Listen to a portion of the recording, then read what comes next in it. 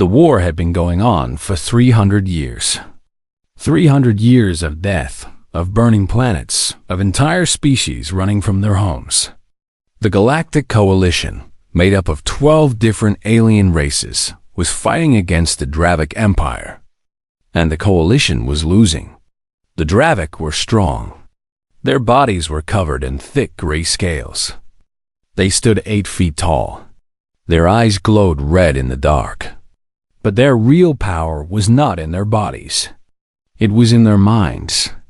Every Dravik soldier was connected to every other. Dravik through something they called the neural web. When one soldier saw an enemy, every soldier knew. When one ship found a weakness, every ship attacked it. They moved as one giant organism, and no one could defeat them. Billions had died. Whole star systems had gone quiet. The Coalition was desperate. And then they found Earth. It was a small blue planet at the edge of the galaxy. The humans living there had just learned to travel between stars. They were young. They were weak. Their ships were slow and their weapons were primitive. But the Coalition needed allies, so they sent diplomats. The meeting took place on a space station near Earth's moon. Ambassador Yuna represented humanity. She was a small woman with gray hair and calm eyes. She listened quietly as the Coalition diplomats explained the war, the death, the desperate need for help. When they finished, she simply said, "We will not join." The Coalition diplomats were shocked. Did the humans not understand? The Dravik would eventually reach Earth. They would destroy everything. Yuna nodded slowly. "We understand the danger, but we do not understand this war. We have never fought among the stars. We do not know your peoples or your enemies. So we will watch. We will learn.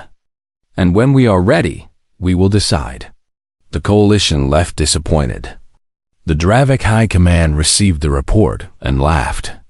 Humans were cowards. They were not worth worrying about. For 40 years, humanity watched. They sent scholars to every Coalition world. These scholars did not study weapons or tactics. They studied culture. They learned how each species lived, what they believed, what they feared. They learned languages. They learned songs. They sat with old veterans and listened to their stories. They sent observers to every major battle. These observers did not fight. They recorded everything. They watched how the Dravik moved, how they communicated, how they won. They asked strange questions. How do Dravik soldiers sleep? What do they eat before battle? Do they feel fear? Admiral Taiho of the Coalition's Third Fleet found the humans annoying.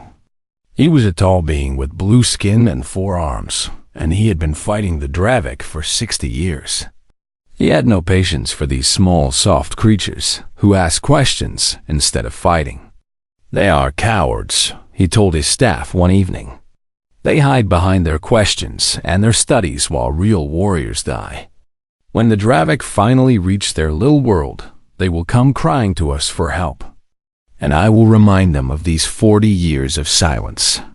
But Admiral Taiho did not see everything. He did not see the human freighters that appeared at refugee stations, bringing food and medicine. The humans asked for nothing in return. They simply helped and left. He did not see the human engineers who volunteered on damaged Coalition ships. They fixed broken systems and upgraded old technology. They worked for days without sleep, then disappeared back to their own vessels. He did not see the human doctors who treated wounded soldiers from every species. They learned the biology of 12 different races just so they could stop bleeding, set bones, and ease pain. And he did not see what was happening on Earth, deep underground, in facilities that did not appear on any map. Humanity was building. They studied every piece of Dravik technology they could find. They analyzed every battle recording. They found patterns that no one else had noticed. The Dravik neural web was powerful, but it had weaknesses. If you knew exactly how it worked, you could disrupt it. You could turn their greatest strength into their greatest weakness. Human scientists worked on this problem for decades. They built new weapons, new ships, new tactics. They trained soldiers in ways no other species had ever seen. They prepared, and they changed. The humans who would eventually fight were not the same humans the Coalition had met 40 years ago. They were stronger, faster, smarter. They had modified themselves, not with machines, but with training so intense it would break other species. They had learned to control their fear, their pain, their need for sleep. They had become something new. The Coalition did not notice. The Dravik did not care. The galaxy continued to burn. Then came the day that changed everything. The Velith were a gentle species. They had large eyes and soft voices. They made beautiful music and believed in peace. When the war began, they had tried to stay neutral. The Dravik burned their colonies anyway. The Velith homeworld was called Sanctuary. 1 billion Velith lived there, including their artists, their historians, their children. The Coalition had promised to protect it. They failed. The Dravik fleet appeared without warning. The Coalition defenders fought bravely, but they were outnumbered. In 3 hours, the battle was over. The Dravik did not land troops. They did not demand surrender. They launched nuclear weapons. All of them. 1 billion souls. Gone in fire. The galaxy watched in horror. The Coalition mourned. The Dravik celebrated. And on Earth, Ambassador Yuna called an emergency meeting. She stood before the Coalition High Council, the same woman who had refused them 40 years ago. Her hair was white now. Her face had more lines. But her eyes were different. There was something cold in them, something that made even Admiral Taiho uncomfortable. "We have watched," she said, her voice quiet but clear. "We have learned. We have seen what the Dravik do to those who cannot fight back. We have seen the burning worlds, the mass graves, the refugee ships filled with orphans." She paused and looked at each council member in turn. "We have seen enough." The council chamber was completely silent. 40 years ago, you asked us to join your war. We said no, because we did not understand. Now we understand perfectly. Her voice hardened. The Dravik are not soldiers. They are not warriors. They are murderers who hide behind their neural web and their numbers. They have never faced an enemy who truly knows how to hate. She placed her hands on the table. "We would like to join the war now." Admiral Taiho leaned forward. "You? What can your handful of ships do against the Dravik Empire?" Yuna smiled. It was not a warm smile. It was the smile of someone who knew a secret. "Admiral, we are not bringing a handful of ships." She pressed a button on the table. The display screens lit up with images, massive shipyards in orbit around Earth, thousands of vessels being built, millions of soldiers training, weapons being tested. "We are bringing everything." The council voted immediately. The decision was unanimous. Humanity was now part of the Coalition. Admiral Taiho watched the human ambassador leave the chamber. For the first time in 60 years of war, he felt something he had almost forgotten. He felt hope. But beneath the hope, there was something else. Something he could not name.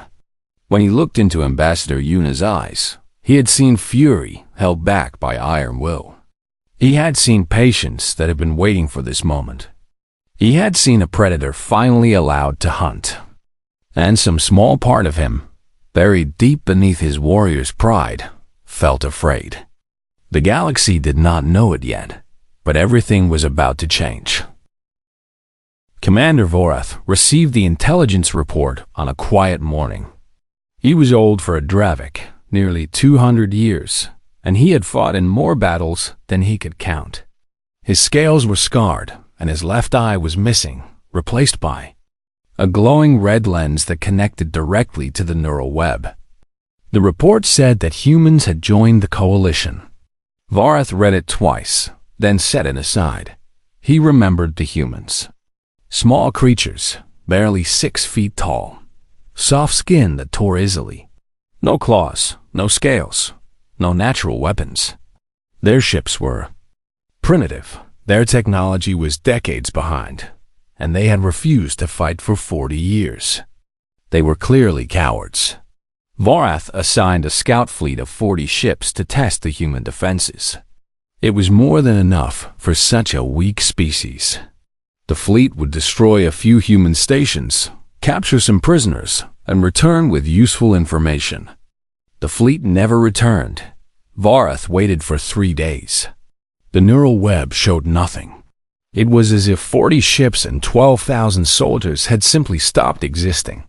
He sent a second fleet, 200 warships this time, commanded by his most experienced captain. They found the wreckage of the first fleet drifting in empty space. The ships were torn apart, broken into pieces so small they were almost dust.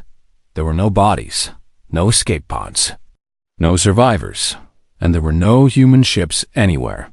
The captain reported that the area was empty. No energy readings, no movement, just silence and death. Then the lights went out. Every ship in the fleet lost power at exactly the same moment. The neural web, which connected every Dravic mind, suddenly filled with static. Soldiers collapsed, screaming as their neural links were torn apart. Some died instantly, their brains destroyed by the feedback.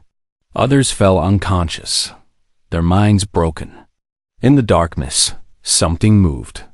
The humans came in small ships, fast and quiet. They did not announce themselves. They did not demand surrender. They simply appeared at airlocks and began cutting through. The first Dravic soldiers to face them expected easy kills. Humans were fragile. Humans were weak. A single strike from a Dravic blade should cut them in half. It did not work that way. The humans wore armor that moved with them like a second skin. They carried weapons that fired solid metal at incredible speeds. The Dravic energy shields, designed to stop plasma and lasers, could not stop metal. The projectiles punched through shields, through armor, through flesh.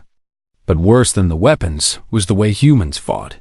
A Dravic soldier named Krath was guarding a corridor when the humans came.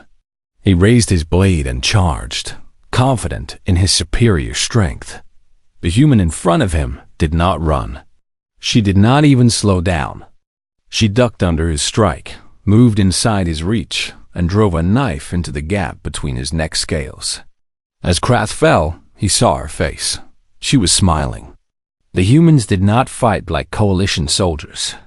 Coalition soldiers followed orders, maintained formation, and retreated when wounded. The humans did none of these things. When their leaders died, they did not stop. They chose new leaders instantly and kept attacking.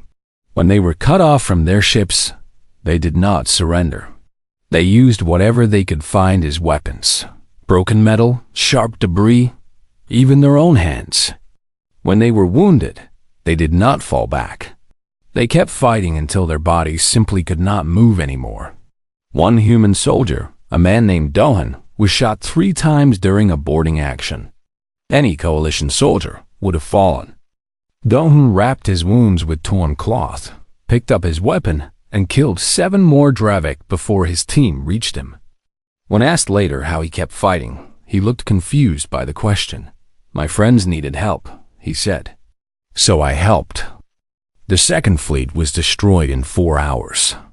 Commander Varath studied every piece of data his forces could gather. He watched recordings of human soldiers fighting. He analyzed their tactics, their weapons, their movements. And slowly, he began to understand something terrible. Humans were not soft. They were not weak. They had simply been hiding what they were. The humans came from a world that wanted to kill them. Their planet was covered in predators, poisons, and diseases. The gravity was heavy. The weather was violent. The other animals were fast and strong and hungry. And humans had survived all of it. They had survived because they never stopped. Other predators were faster, so humans learned to run for hours, chasing prey until it collapsed from exhaustion. Other predators were stronger, so humans learned to work together, to communicate, to plan. Other predators had claws and fangs, so humans made weapons. They were not the strongest species on their world. They were not the fastest. But they were the most stubborn. They were the most creative. And they absolutely refused to die. Vorath sent a message to the Dravik High Command. His words were simple and clear. These creatures are not like the others. They do not fight for territory or resources. They fight because something inside them refuses to lose. I recommend immediate negotiation before we lose more. The High Command refused. The Dravik Empire did not negotiate with lesser species. The humans would be crushed like all the others. Vorath knew they were wrong, but he followed his orders. The next 3 months were a disaster. The humans liberated 4 star systems. They appeared without warning, struck hard and fast, and disappeared before reinforcements could arrive. They did not try to hold territory. They destroyed Dravik supply lines, freed prisoners, and vanished. They learned how to disrupt the neural web completely. In battle after battle, Dravik soldiers found themselves alone in their own minds for the first time in their lives. Many went mad. Many simply stopped fighting, unable to act without the web telling them what to do. The humans had found the weakness at the heart of the Dravik Empire. But what frightened Vorath most was not the human tactics or weapons. It was the stories that survivors told. A Dravik officer named Jenth survived the battle for Station 12. He hid in a storage room while humans swept through the station, killing everyone they found. When they opened his door, he expected death. Instead, a human soldier looked at him, saw that he was wounded and unarmed, and said something in his strange language. Another human brought medical supplies and bandaged Jenth's wounds. Then they locked him in the room and left. When coalition forces found him later, he was still alive. They could have killed me, he told Vorath. It would have been faster, easier, but they chose not to. I do not understand why. Vorath did not understand either. The humans killed without hesitation when they needed to. They were brutal, efficient, and terrifying in battle. But they did not kill for pleasure. They did not torture prisoners. They did not destroy things they did not need to destroy. They were not monsters. They were something worse. They were soldiers who had complete control over their own violence. They could turn it on and off like a light. They killed when it served their purpose and showed mercy when it served their purpose. And Vorath could not predict which choice they would make. He received one more report before the High Command ordered him to launch a major attack. It was a recording from a human broadcast, translated into Dravik language. A human woman appeared on screen. She wore a military uniform, and her eyes were hard. To the Dravik Empire, she said, "My name is Admiral Jesu. I command the human fleet. You do not know us yet, but you will. We have watched your war for 40 years. We have seen what you do to the innocent. We have seen the Velith homeworld burning." She leaned forward. "You believe you are predators. You believe you are the strongest things in this galaxy. You are wrong. On our world, we hunted creatures far more dangerous than you. We did not stop when we were tired. We did not stop when we were hurt. We followed our prey until it collapsed, and then we killed it." Her voice dropped lower. "We are coming for you now. You can fight, and you can run, and you can hide. It will not matter. We will follow you until there is nowhere left to go. And when we find you, we will end this war." The recording ended. Commander Vorath sat in silence for a long time, staring at the blank screen. For the first time in 200 years, he felt genuinely afraid. Admiral Jesu stood on the bridge of her ship, the Endurance, and watched the battle end. Below them, Kethro Station was finally quiet. The Dravik defenders had surrendered after 4 hours of fighting. Now human soldiers were moving through the corridors, securing weapons and gathering prisoners. The station held 12 million refugees. Most of them were Velith, the same species whose homeworld had been destroyed. The Dravik had kept them as slaves, forcing them to work in factories and mines. Many had been there for years. Jisoo was a small woman with short black hair and a scar across her jaw. She had been a soldier for 30 years, and she had seen terrible things. But nothing had prepared her for what the rescue teams found on Kethro Station. The Velith were broken. Their large eyes, once bright and curious, were now dull and empty. They flinched when anyone came near them. The children did not speak at all. They had forgotten how. Commander Haniel, her second-in-command, approached with a report. He was young for his position, but Jisoo trusted him completely. "The Dravik commander wants to negotiate surrender terms," Haniel said. "He's offering complete surrender in exchange for prisoner protections." Jisoo did not answer immediately. She watched the medical teams carrying wounded Velith onto transport ships. So many of them. So small. "There is something else," Haniel continued. "The Velith counselor on board is requesting permission to address the prisoners." Jisoo closed her eyes. She knew what that request meant. The Velith counselor, a woman named Shira, had lost her entire family when Sanctuary burned. Her husband, her children, her parents. Everyone she loved had died in nuclear fire while the Dravik celebrated. Now the people responsible were in human custody, and Shira wanted justice. Jisoo understood that desire. Part of her shared it. The Dravik had committed crimes beyond counting. They deserved punishment. They deserved pain. But she also knew what would happen if she said yes. The Velith would kill the prisoners. Not quickly, not cleanly, but slowly and horribly. They would become the thing they hated. "Grant the surrender terms," Jisoo said finally. Haniel stared at her. "Admiral, the Velith have a right to. I know what rights they have." Jisoo turned to face her crew. Everyone was listening. "I know what the Dravik did.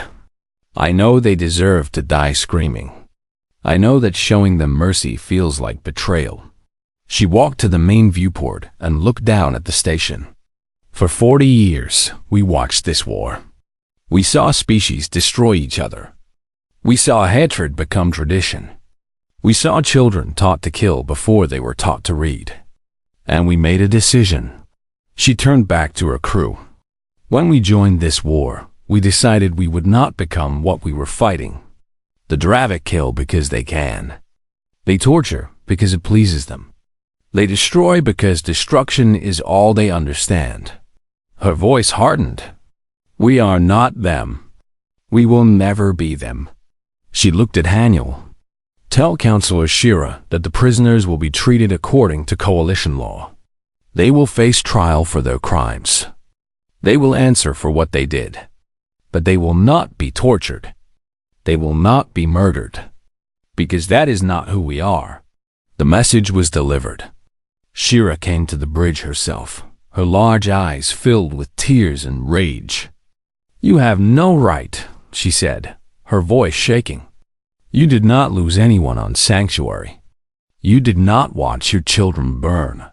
How can you protect the monsters who did this to us?" Jisoo did not look away from her pain. She faced it directly. "You are correct. I did not lose my family on Sanctuary. I cannot imagine your pain." She stepped closer to the counselor. "But I have seen what revenge does to people. I have watched species tear themselves apart trying to balance scales that can never be balanced." She reached out and took Shira's trembling hands. "Your people have lost so much. Your homeworld, your families, your sense of safety. If you kill these prisoners, you will lose something else. You will lose the part of yourselves that made Sanctuary beautiful. The part that made music and told stories and believed in peace. Shira was crying now, silent tears running down her face. The Dravik want you to become like them, Jisoo continued softly. They want to see you hate as much as they do. If you kill these prisoners, they win. Not the war, but something more important. They prove that everyone is capable of cruelty, that everyone is a monster waiting to be unleashed. She squeezed Shira's hands. You can be better than that. You can prove them wrong, and we will help you. Shira stood there for a long moment, trembling. Then she collapsed into Jisoo's arms and wept like a child. The prisoners lived. They were transported to Coalition space to await trial. Jisoo assigned human guards to protect them, knowing that many Coalition species would happily kill Dravik captives. What happened next surprised everyone.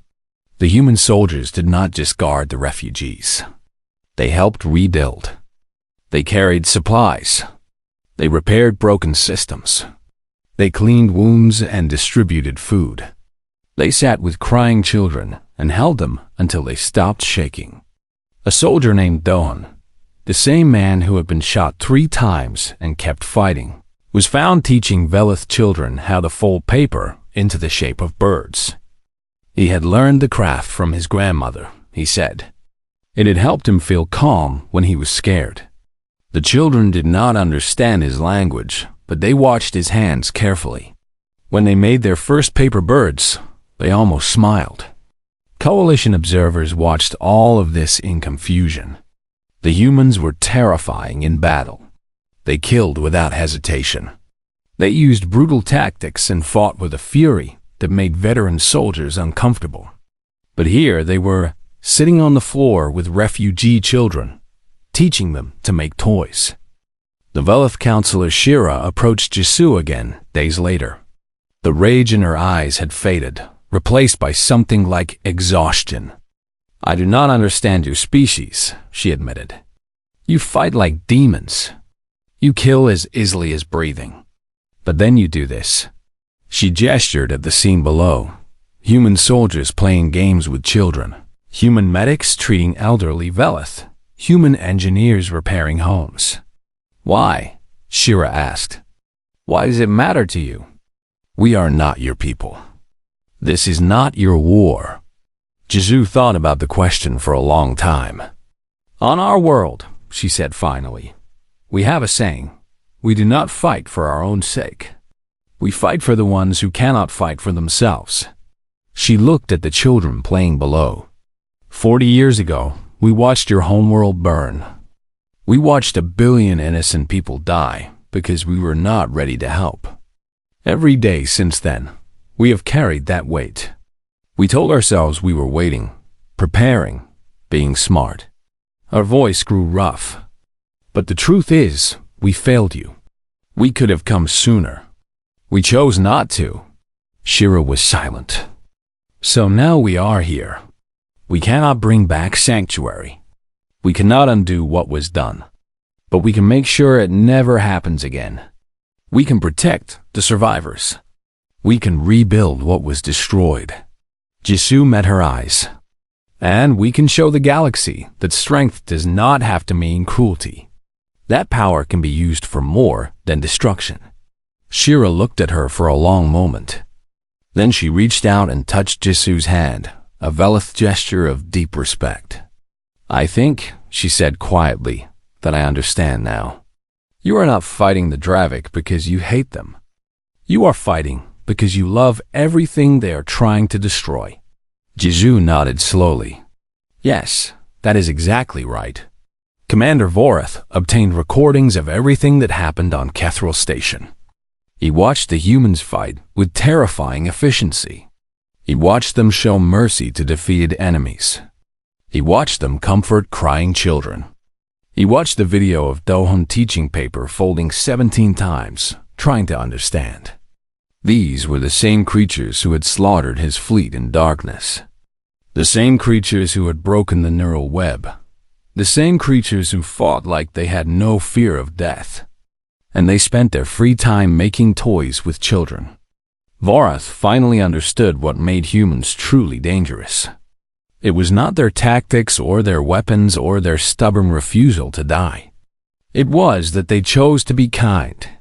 They could be monsters. They had proven that beyond any doubt. But they chose to be gentle instead.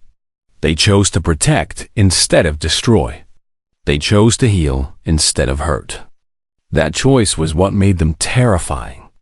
Because a species that could control its own violence, that could turn fury on and off at will, that could kill without hatred and show mercy without weakness, that was a species that could never be predicted, never be controlled, never be defeated. Vorath looked at the image of a human soldier holding a crying Veleth child, and he knew the war was already lost. The Dravik High Command met in secret on their homeworld. The war was going badly. The humans had destroyed fleet after fleet. They had freed millions of slaves. They had turned the neural web into a weakness. For the first time in 300 years, the Dravik were afraid. The Supreme Commander, a massive Dravik named Thorax, stood before the council. His scales were black with age, and his eyes burned with cold fury. "We have one weapon left," he said. The silence. The council went very still. The silence was the most terrible weapon ever created. It did not burn worlds or kill soldiers. It was worse than that. It collapsed gravity itself, crushing a planet into a point smaller than a grain of sand. Everything on the surface simply stopped existing. The silence had been used twice in history. Each time, it had ended a war. Each time, it had destroyed not just a planet, but the will to fight of everyone who heard about it. "We will aim it at Earth," Thorax continued. "We will destroy the human homeworld and everything on it. 8 billion lives erased in an instant. The humans will have nothing left to fight for. The coalition will see what happens to those who defy us." One council member raised a question. "The humans will try to stop us. Their fleets are fast." Thorax smiled, showing rows of sharp teeth. "The silence is protected by our entire remaining navy. 3,000 warships. Even if the humans send everything they have, they cannot reach us in time." The plan was approved. The silence began charging. Admiral Minho received the intelligence report 6 hours before the weapon would fire. He was on the far side of the galaxy, 3 days away at maximum speed. The nearest coalition fleet was even farther. Minho was a quiet man with gray hair and kind eyes.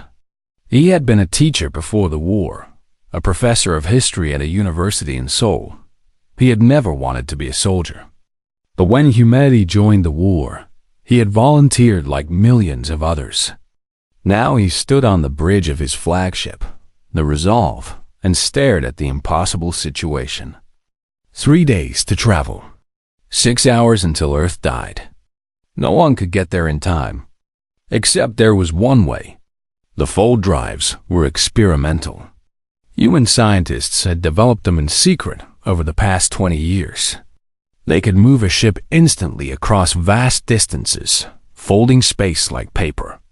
But they were dangerous, untested. The failure rate was 30%. Ships that failed either arrived scattered across light years, lost forever, or simply exploded. Minho gathered his captains on a video call. 62 ships, 40,000 soldiers. He told them the situation clearly, hiding nothing. "The fold drives have never been tested in combat," he said. "We do not know exactly where we will arrive. We do not know if we will arrive at all. Many of us will die." He paused, looking at each face on the screen. "But if we do nothing, 8 billion people die. Our families, our friends, our children, everything we have ever loved, gone forever." Captain Soman was the first to respond. She was young, barely 30, with sharp eyes and a quick smile. "Admiral, with respect, this is not a difficult choice. I did not join this war to watch Earth burn while I was too far away to help." One by one, the other captains agreed. Not one of them asked to stay behind. Not one of them suggested waiting for a safer option. Minho felt tears in his eyes, though he did not let them fall. "Then let us do something stupid," he said. "And let us do it together." The fold drives activated. Reality twisted. Space screamed. For one eternal moment, the 62 ships existed everywhere and nowhere at once. Then they arrived. 41 ships emerged from the fold. 21 had failed. Some were simply gone, vanished into the dark between stars. Others had arrived in pieces, torn apart by the forces involved. Nearly 10,000 soldiers died without ever reaching the battle. But 41 ships had made it. They appeared directly in the middle of the Dradic defensive formation, so close that their shields almost touched enemy hulls. The humans did not hesitate. They opened fire immediately, targeting the silence itself. The massive weapon sat at the center of the fleet, a sphere of dark metal that seemed to swallow light. It was still charging, its countdown still running. 5 hours and 12 minutes until Earth died. The battle was chaos. Human ships, many of them already damaged from the fold, threw themselves at the Dradic defenders. They used every weapon they had. They rammed enemy vessels when their weapons failed. They boarded ships and fought hand-to-hand through burning corridors. Captain Summon's ship, the Defiance, was hit in the first exchange. The main engines were destroyed. Life support was failing. Any sane commander would have ordered evacuation. Soman ordered her crew to abandon ship. Then she stayed behind, piloting the crippled vessel directly into the side of a Dradic dreadnought. The explosion destroyed both ships. On the Silence itself, human boarding teams fought through endless waves of Dradic soldiers. Lieutenant Yunji led a squad of 50. She was a small woman with a bandaged face. She had been wounded in the fold and had refused treatment until the mission was complete. They reached the weapon's core with 12 soldiers remaining. The Dradic were right behind them. There was no time for a careful approach.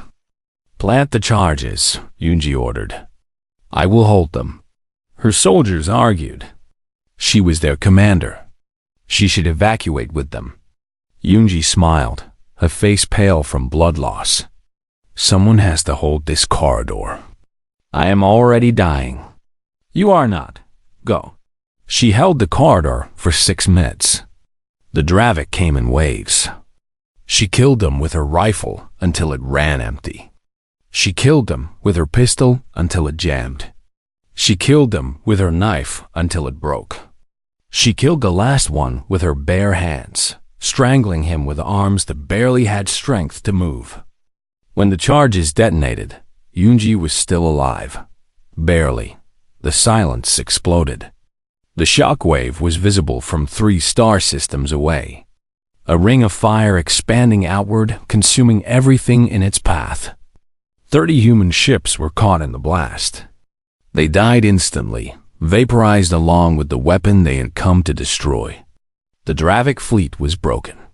Less than 200 ships survived, fleeing in every direction. The humans did not pursue. They had won, but they had paid a terrible price. Admiral Minho stood on the bridge of the Resolve, which was barely functional. Around him, his crew worked frantically to keep the ship alive. Fires burned in 3 sections. The hull was breached in 7 places. The medical bay was overwhelmed with wounded. 34 ships lost. 18,000 dead. But Earth still existed. 8 billion people were still alive because 40,000 soldiers had been willing to die for them. One of the communications officers spoke up, her voice shaking. "Admiral, we are receiving a message from Earth. They are asking what happened." Minho thought for a long moment. Then he said, "Tell them their children are safe. Tell them we will be home soon." He did not mention the dead. There would be time for mourning later. A Dravik officer was captured in the aftermath. He had been floating in space, the only survivor of his destroyed vessel. When the humans pulled him aboard, he expected torture. He expected death. Instead, a human medic treated his wounds. A human soldier gave him water. A human officer asked if he had any messages he wanted sent to his family. The Dravik was confused. "You lost so many," he said. "Your ships are destroyed. Your soldiers are dead. And you show me kindness? Why?" The officer, a woman named Yuri, sat down across from him. She was exhausted, her uniform stained with blood that was probably her own. But her eyes were calm. "Because cruelty is easy," she said. "Anyone can be cruel when they are angry and afraid. But we do not want to be like you. We do not want to become the thing we are fighting against." She gestured at the chaos around them, the wounded soldiers, the damaged ship. "We did not come here because we hate the Dravik. We came here because we love our home, because we love our families, because we would rather die than let something precious be destroyed." She met his eyes. "That is the difference between us. You fight because you want to dominate. We fight because we want to protect." The Dravik officer thought about her words for a long time. "You are insane," he said finally. "All of you. Completely insane." Yuri smiled, and there was no anger in it. "Yes," she agreed. "We probably are. But we are insane in a way that builds things instead of destroying them. We are insane in a way that saves lives instead of ending them." She stood up. "And honestly, I think the galaxy could use a little more of our kind of insanity." She left him there, under guard but unharmed, while the human fleet began the long journey home. Behind them, the place where the silence had been was now just empty space, dark and quiet. Earth was safe, but the war was not over yet. The Dravik Empire surrendered 14 months after humanity joined the war. It was the shortest ending to any major conflict in galactic history. The Dravik had ruled through fear for 1,000 years. They had conquered dozens of species. They had built an empire that stretched across half the galaxy, and humans had broken them in just over 1 year. The final battle was almost an afterthought. With the silence destroyed and their fleet scattered, the Dravik had no way to win. They kept fighting for months, but each battle was smaller than the last. Their soldiers began surrendering rather than dying. Their colonies began asking for peace. When the Dravik Emperor finally requested a meeting, the entire galaxy watched. The meeting took place on neutral ground, a space station that had belonged to a now extinct species. Ambassador Yuna represented humanity. She was old now, her hair completely white, her body thin and fragile. But her eyes were the same as they had been 40 years ago, calm, patient, and utterly unafraid. The Dravik Emperor was ancient, even by Dravik standards. His scales were cracked and faded. His red eyes had lost their glow. He had ruled for 300 years, and he had never lost anything. Until now. "You have won," he said, his voice rough. "What do you want? Tribute? Territory? Our complete destruction?" Yuna placed a single document on the table between them. It was thin, only a few pages.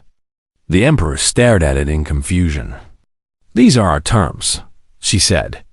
"Read them." The Emperor read. His confusion deepened.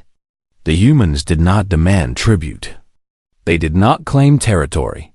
They did not call for executions or public humiliation. Instead, the document outlined 3 requirements. First, the Dravik would disarm. They would reduce their military to a defensive force only, unable to threaten other species. Second, they would pay reparations. Not to humanity, but to every species they had harmed. The payments would continue for 100 years. funding reconstruction and healing. Third, they would submit to oversight.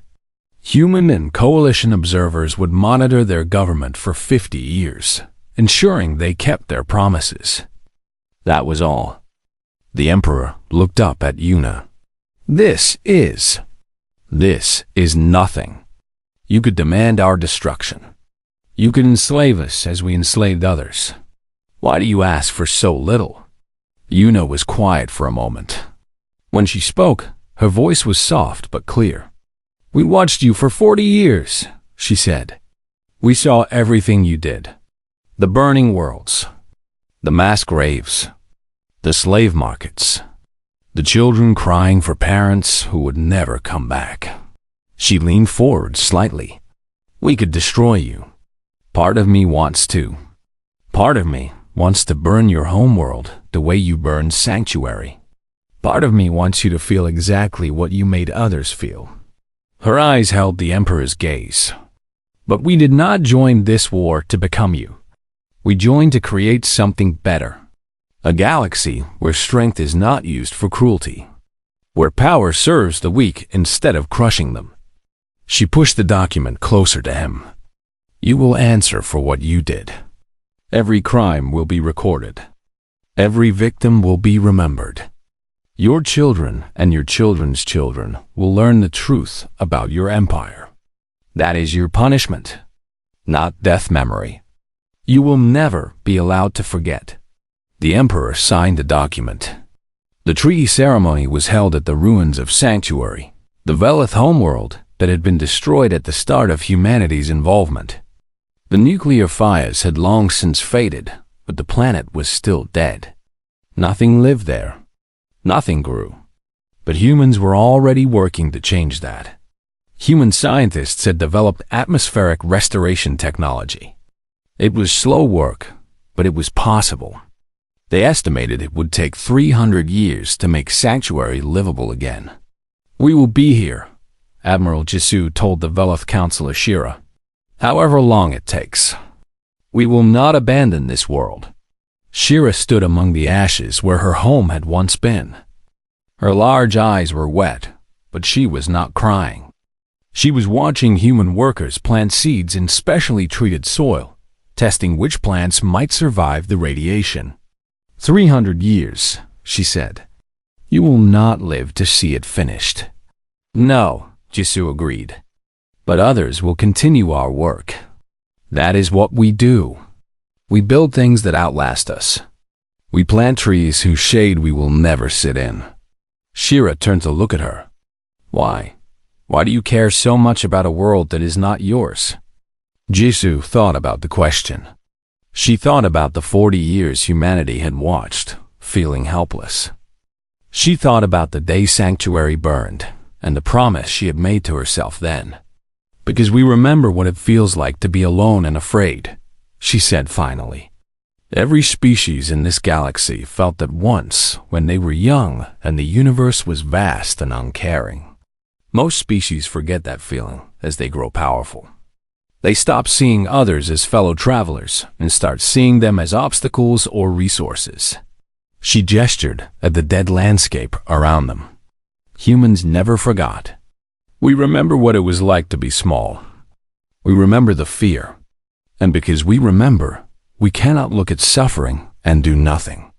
It hurts us too much. The treaty was signed that day, surrounded by ashes and by hope. Representatives from every coalition species attended. Even Commander Vorath was there, the Dravik officer who had first recognized how dangerous humans truly were. He had surrendered his fleet personally and had asked to watch the ceremony. After the signing, he approached Admiral Jisoo. I have a question, he said. Something I have not understood since this war began. Jisoo nodded for him to continue. You are terrifying, Vorath said bluntly. I have fought many species. I have never been afraid of any of them. But humans keep me awake at night. You fight like monsters. You never stop. You never give up. And yet, He looked at the human workers planting seeds in radioactive soil. And yet, you do this. You save enemies. You comfort children.